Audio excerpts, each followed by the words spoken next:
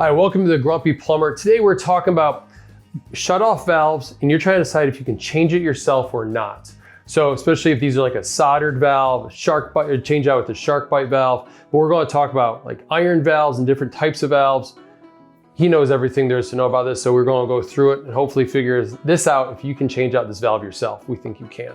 Hi, I'm Jordan, and this is my dad, Jim, the Grumpy Plumber. Valves. Most valves that us old timers know are called gate valves, okay? And that's a valve that's got a round handle on it, or a globe valve that's got a round handle on it.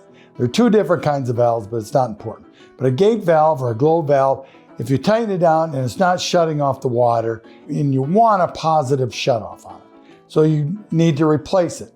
Now, if it's attached to a copper line, you could cut it out and you could put a shark bite valve in there and maybe run a coupling, make a coupling, fill the joint in, the piece in with it. Or, because most people don't solder and don't have the equipment. If you wanted to, you can put a valve in like an iron pipe valve, we call them, with threads, as female threads. You could go to CPVC pipe because you want to use CPVC because it's for hot water and cold water, and fill in the gap between the two joints. So these are all ways to do it instead of soldering the pipe. Yeah, you can soldering. do these other alternatives, is what you described. And even like a lot of people, they have city water, and when it comes into the house, they have a shutoff. And it's an old one, it's an old gate valve, and they don't shut off. And if you got to fix something, you want that water to shut off. And so there's another thing.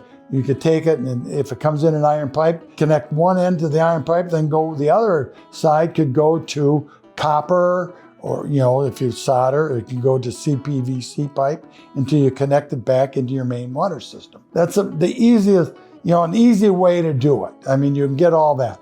Galvanized pipe, take it out and put a little CPVC pipe in there. It's a lot of guys would turn their nose up on it, but it works, okay?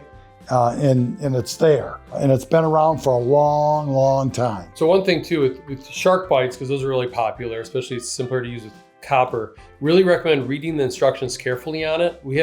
Jim has no problem with shark bite fittings at all, but you just really got to make sure how you click it in there and make sure it's on there tight, and then you won't have those leaks. It's got to be sanded, and you got to ream it out, and then you can mark it by holding it up there and mark it, how far it's got to go in there. But it's a great little tool to have around. I mean, that's why they made all this stuff. They made it easier.